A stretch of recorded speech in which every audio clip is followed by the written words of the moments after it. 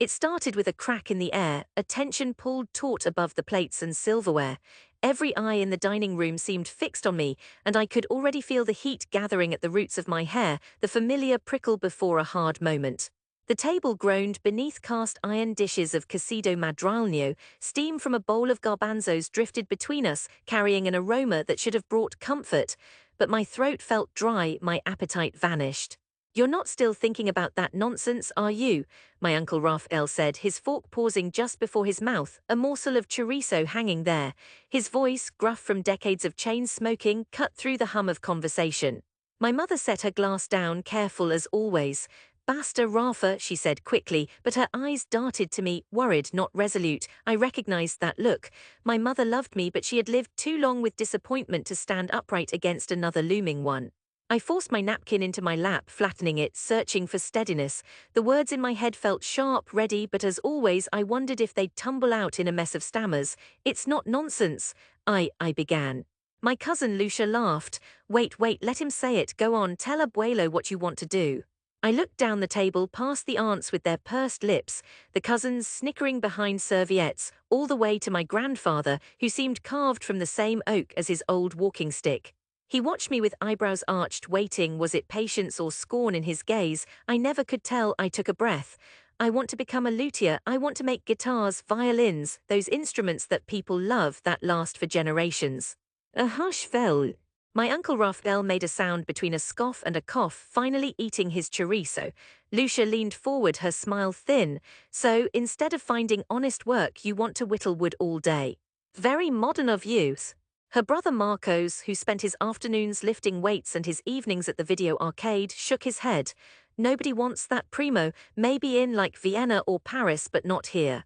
Who even plays classical guitar now?" Aunt Teresa chuckled, refilling her wine. "Let him dream. Tomorrow he'll want to be a matador." I felt the words stacking against me, thick as stone. For an instant the room flickered. My hands on a curved back of spruce, the scent of sawdust, the harmony of strings tensioned just so. I held that vision like a talisman. "My mind's made up," I said, steady as I could. "I've saved some money and—" "Saved," Marcos interrupted, incredulous. "From working at Gaspar's bar, you'll be rich in no time, eh?" A rolling laughter caught hold around the table, bouncing from one relative to another. Abuelo shook his head slowly. "In my day, a man worked with his hands, yes, but not for fairy tales. You are bright, Hijo, be a teacher or a banker, something real." He punctuated the word as if stabbing it into the meat on his plate. Hot shame prickled along my spine. My mother attempted a weak smile, reaching for my hand under the table. I let her squeeze my fingers. "I'm not a fool," I said quieter, wishing I could pour my entire heart onto the table so they'd believe its weight. "This is what I want, even if none of you understand." Raphael raised his glass. "To dreams, and to waking up from them," he said, laughter rippling around him. I sat in silence, burning inside, barely tasting the food. The laughter faded into low talk about football and work. I looked out the window to where dusk fell over the rooftops of Madrid, golden pink against terracotta, and promised myself I wouldn't be laughed at forever. Leaving home was easy in theory but hard in the details. My room, with its faded posters and the smell of lemon cleaning polish, felt both a cell and a cradle. Still, I gathered my things, a battered backpack, a set of wood-carving tools I'd bought second-hand, notebooks spilling over with sketches of fretboards and necks and bridges. My mother hovered at the door, gaze full of apologies she would never say aloud. "Ven Hijo," she whispered, drawing me close. I felt the tremor in her arms, held my own tears at bay. "Lamame," she said, "call me, I promised I would." Madrid's wider world opened with hard work. I found myself sweeping sawdust in a tiny workshop off Cal Huertas, owned by a master luthier named Don Ernesto. He spoke little and expected less, handing me rough planks to sand for hours, all while classical guitar lilted from a dusty radio in a corner. My hands blistered, splinters trailed in my palms. I rented a shoebox room above a bakery, the smell of sweet bread drifting up each morning.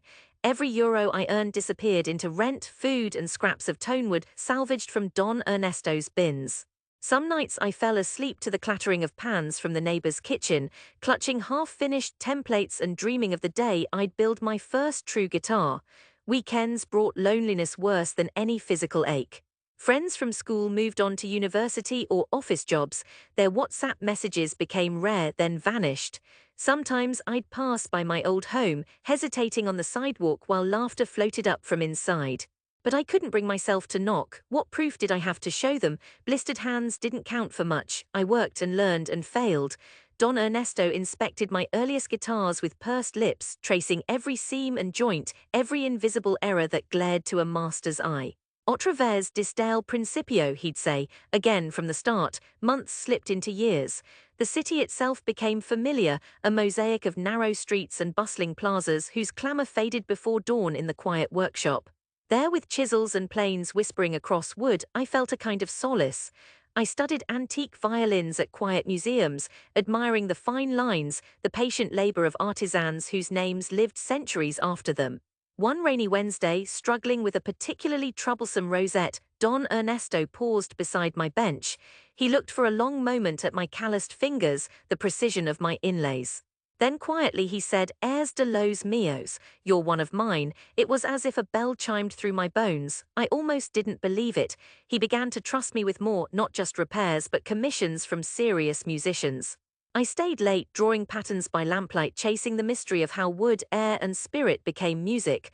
The city's noise faded to a background hum. My focus sharpened, the world shrinking to the patient curve beneath my hands. Still, my family remained far. My mother called, asking about health, money. I downplayed my struggles, fed her small victories, never once mentioning loneliness or the nights I wept with frustration over warped tops and split sides. Her worlds of worry and warmth felt both very near and eternally distant. Years moved on. Madrid grew tighter, more welcoming. My guitars improved, a soprano warmth here, a mellow bass there. Musicians began to seek me out, timid at first. One, an aging flamenco player with gnarled knuckles, cradled my third guitar, running his thumb over the rosewood back. "It sings," he said. His eyes glistened, and that was enough to keep me going another year. But acceptance from strangers never fully knit the wound torn open all those dinners ago. There was always that fear, what if the laughter had been right? My breakthrough came almost by accident. A young violinist, part of an up-and-coming quintet, wandered into the shop one Saturday while rain hammered the windows. She spoke with anxious haste, dropping her battered case on my bench. The violin, her grandfather's, was cracked along the seam. I spent weeks restoring it, listening to her stories as she practiced in a corner of the shop, notes tumbling out uncertain at first, then gradually bold. When at last she played it on a stage, my work restored, her hands alive and dancing across the fingerboard, I felt something shift inside. An article appeared in an online magazine, a casual mention of my name. Orders trickled in, then poured. Suddenly I had commissions lined up. Cellos, violins, guitars. Musicians from beyond Spain began to call, sending emails in halting English, interested in my work. Don Ernesto, his hands shaking now with age, offered to sell me the workshop. I bought it on credit, yes, but it was mine. The years of scraping by faded, replaced with a steady humming purpose. My days filled with sawdust, shavings, and the scent of varnish. Every instrument was a letter to the city, to the past, to the table where I'd been mocked. Still, I hesitated to return home. 7 years after that dinner, I received a formal invitation. The Madrid Symphony planned a public event showcasing Spanish artisans and musicians during the holidays. My guitars and restored violins were to feature. My old neighborhood's cultural center offered to host part of the exhibition, a place so familiar I could trace its halls blindfolded. The letter fluttered on my kitchen table for days. I read and reread the formal script, picturing my family, the neighbors, the laughter I could still hear when I closed my eyes. The shame of that first dinner haunted me, sharper now for all I'd achieved. It was my mother who finally broke my paralysis. She called, her voice trembling. "They say you're in the program." Abuelo asked if it was true. I closed my eyes, letting the old ache wash over me. "It's true, Mama." A silence stretched. "Then he would like to see the others too. Will you come?" The day dawned bitter cold, the sky a pale wash over the red roofs. I pressed my best shirt, laced worn leather shoes, polished fretboards till they shone like mirrors. My hands trembled, not from fear of ridicule but from something deeper, the hope that perhaps time had changed more than just me.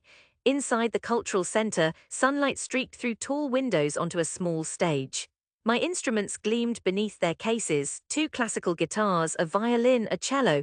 A white cloth covered the table behind, waiting to be lifted in front of the modest crowd. I saw them before they saw me. My mother, coat drawn tight, eyes searching. Abuelo, older now, cane trembling but still upright. Raphael and Teresa, cousins, clustered around, whispering. The circle of family and neighbors widened as word spread: the prodigal returns. A hush fell as the MC stepped up. He cleared his throat, introduced the event. A local talent, one who followed his dreams beyond what many called possible. Please welcome, my name, echoing off stone walls, the syllables suddenly firm and real. I stepped forward, hands damp in my pockets. I looked at them, all those faces, some aging, some unchanged. My mother smiled, tiny and radiant amid the uncertainty. I pulled the cloth away. The instruments shivered in the light. The guitar backs shone with a deep, lustrous sheen. The violin curved, delicately, varnish catching gold. I could see eyes widen, mouths pursed in surprise. The MC gestured and the young violinist, now famous in her own right, stepped forward. She picked up the violin, now bearing my insignia, discreetly inside. She tucked it under her chin. She played, and the room changed. Every note sang of patient labor, frustration, and hope. The sound filled the high ceiling, and something unspoke cut through all the years of doubt. Abuelo's hands tightened around his cane, face softening. Raphael's mouth hung open. Teresa's wine glass stilled in the air. When the last chord died, silence flooded in behind it. The musicians sat, the audience exhaled. Lucia, now with lines at her eyes, broke the quiet. "That's I didn't know," she whispered. Neighbors crowded closer. My mother dabbed at her cheeks, laughing softly through tears. Abuelo beckoned me with a trembling hand. His eyes, so difficult to read all my life, glistened in the cold light.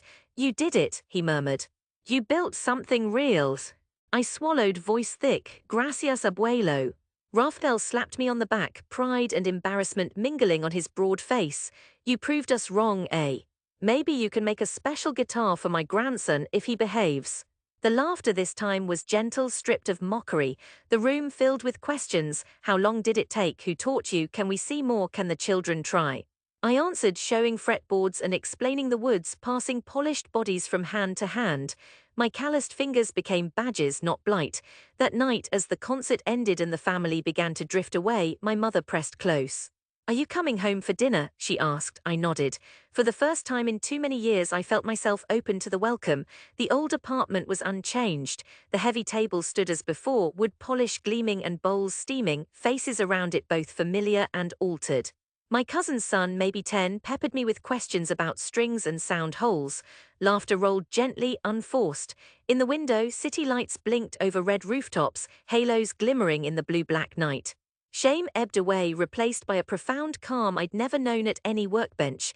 The courage that had driven me from home circled back, gentle now, lighter somehow. I realized then it wasn't the vindication that mattered, nor the applause. It was looking into their eyes and seeing understanding at last reflected back. And in that crowded, ordinary dining room with old wounds breathing new air, I felt what success truly meant. It was, as ever, less about the wood and strings and much more about harmony, no longer only in the instruments I built, but in the family I had finally come home to.